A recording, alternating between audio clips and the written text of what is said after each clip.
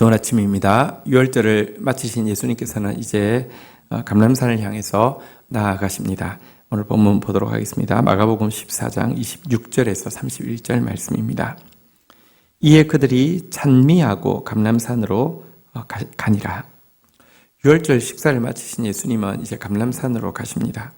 감람산 올리브산에서 예수님은요, 내일 이제 그 십자가의 죽음이 육신의 죽음이라고 하면 제 영혼이 죽을 것 같이 사투하는 감람 기름을 짜듯이 그의 그 영혼을 짜내는 기도를 하기 위해서 가시는 길입니다. 하지만 이 걸음에 예수님께서 하신 것은 찬미하는 것이었습니다. 이때 부른 찬미의 내용은 시편 115편, 116편, 117편, 118편입니다. 이 네 시는요, 노래를 부르는 요령이 있습니다. 한 사람이 시의 전반부를 선창을 하면 다른 사람들이 할렐루야를 소리 높여 응답한 후에 후반부를 화답하는 방식으로 진행되어집니다. 그래서 이 시들을 할렐시라고 부르는데요. 이 할렐시를 부르면서 예수님은 올라간 것입니다. 예수님께서 선창하시고 저희들은 또 여기에 대해서 화답하면서 후창하고 이렇게 올라갔는데요. 이 115편부터 118편의 시의 내용에 보면 이런 예언들이 들어 있습니다. 내가 죽지 않고 살아서 여호와께서 하시는 일을 선포하리로다. 건축자가 버린 돌이 집 모퉁이의 머릿돌이 되었나니 이는 여호와께서 행하신 것이요 우리 눈에 기이한 바로다. 이날은 여호와께서 정하신 것이라 우리가 이날에 즐거워하고 기뻐하리로다. 정말로 예수 그리스도의 이 부활과 십자가로 말미암은 역전의 승리에 대해서 이렇게 버린 돌이 모퉁이의 머릿돌이 되게 하시는 역사에 대해서 또 기뻐하고 즐거워하겠다라고 하시면서 올라가고 계심을 보게 됩니다. 여러분, 땀방울이 핏방울처럼 떨어지는 이 극도의 정신적인 고문과도 같은 이런 자리에 올라가면서도 이 기뻐하고 즐거워하리로다라고 하면서 선포하면서 올라가시는 이 걸음은 사단에게 있어서는 너무나 공포스러웠을 것입니다. 찬양은 승리의 행진곡이며 사단의 장송곡입니다. 우리는 어떤 상황에서 어디로 가더라도 이와 같은 예수 그리스도의 할렐 찬양에 동참할 자입니다. 자, 27절 예수께서 제자들에게 이르시되 너희가 다 나를 버리리라. 이는 기록된 바 내가 목자를 치리니 양들이 흩어지리라 하였음이니라.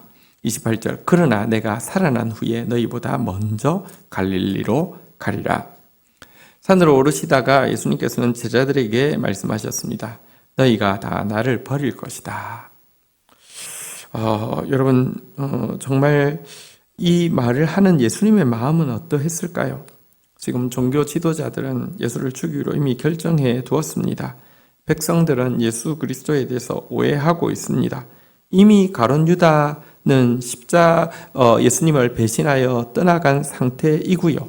당신의 눈앞에는 이제 십자가의 고통이 있습니다. 어느 때보다도 친구가 필요한 이 시점에 너희들이 다 나를 버릴 것이다 라고 이야기하시는 예수님의 마음, 제자들도 한 명도 그의 곁에 없을 거라는 것을 아시는 예수님의 마음은 얼마나 힘들었겠습니까? 하지만 너희가 다 나를 버리리라는 말의 뉘앙스는 탓하고 원망하고 정죄하는 분위기가 아니었습니다.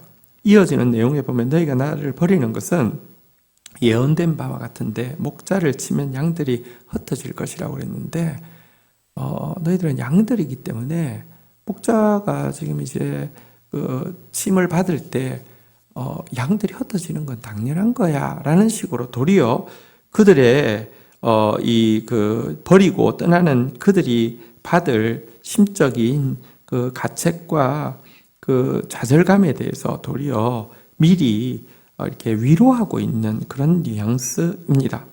그것으로 끝나지 않고 부활 후에 너희보다 먼저 갈릴리로 가서 너희를 맞이할 것이다 라고 이야기하면서 갈릴리는요 사실 이 제자들을 다 부른 곳 아닙니까?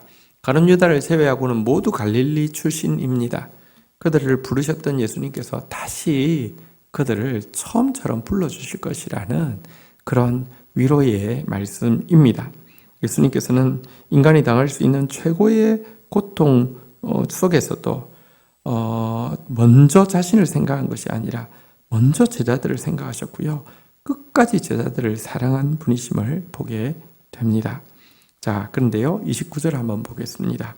베드로가 여짜오되 다 버릴지라도 나는 그리하지 않겠나이다. 30절 예수께서 이르시되 내가 진실로 내게 이르노니 오늘 이 밤 닭이 2번 울기 전에 내가 3번 나를 부인하리라.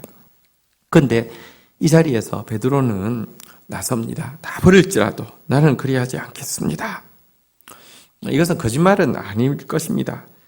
마음에도 없는 말을 한 것은 아닐 것입니다. 정말 그럴 리가 없다는 자기 확신에 차 있었습니다. 그렇지만 여기에 보면요, 다른 사람들은 다 버릴지라도 라고 함으로 말미암아 은연중에 다른 제자들에 대한 자기 비교 우위를 주장하면서 자기 확신에 대한 큰 신뢰를 보내고 있는 모습이 들어 있습니다. 예수님은 다시 한번 구체적으로 예언해 주셨습니다. 밤 닭이 울기 전에 3번 나를 부인할 것이다 라고 하면서 예언해 주셨습니다. 그럼에도 불구하고 31절 베드로가 힘있게 말하되 내가 주와 함께 죽을지언정 주를 부인하지 않겠나이다 하고 모든 제자도 이와 같이 말하니라. 더 힘있게 내가 주와 함께 죽을지언정 주를 부인하지 않겠습니다 하니까 다른 제자들도 베드로가 치고 나가서 좀 서운하긴 하지만 우리도 마찬가지입니다 라고 외쳤습니다. 그렇지만 단 몇 시간도 지나지 않아서 이 말이 정말 허망한 호언장담이었음을 우리는 알게 됩니다. 기억하십시오. 인간은 절대로 내가 생각하는 만큼 그렇게 강한 존재가 아닙니다. 주님의 말씀이 맞습니다. 그래서 주님을 의지해야 하고요. 주님 앞에서 겸손해야 하고 또 주님의 말씀이 맞기 때문에 여러분 나를 보면 넘어질 것 같지도 않지만 또 넘어진 나를 보면 일어날 자격도 없어 보이죠. 그러나 주님은요, 넘어짐도 아시지만 넘어진 우리가 일어날 수 있는 것에 대해서도 이미 약속하고 있습니다. 이미 갈릴리에 다시 모일 것이고요. 이미 이들이 정말 또 특별히 베드로가 반석처럼 교회의 기초가 되는 신앙 고백으로 또 초대 교회를 섬길 것을 알고 계셨습니다. 주님의 말씀이 맞습니다. 주신 말씀 붙잡고 기도하며 나가도록 하겠습니다. 주님 감사합니다. 감람산을 향해 가시면서도 할렐루야 찬양하시며 기뻐하고 즐거워하며 나아가신 주님, 그 찬양이 사단을 무너뜨렸음을 고백합니다. 오늘도 우리의 하루의 삶 가운데 찬송하며 걸어가는 저희들 되어질 수 있도록 은총을 베풀어 주시옵소서. 마지막까지 당신의 감정과 당신의 슬픔과 당신의 분노에 집중하는 것이 아니라 못나서 부족해서 예수님마저 버릴 이 제자들을 위로하시고 그들에게 소망을 주시는 데 집중하신 주님, 그 사랑 때문에 오늘 내가 여기 있을 수 있음을 고백합니다. 주님, 그러나 베드로처럼 우리 안에 자기를 향한 신뢰와 또 다른 사람들을 바라보며 비교 우위를 또 이렇게 자랑하고 싶은 마음이 없지 않습니다.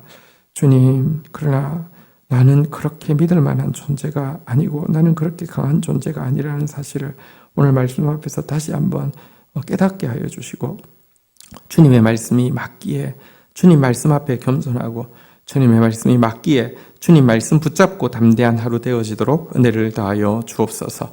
예수 그리스도의 이름으로 기도 올립니다. 아멘.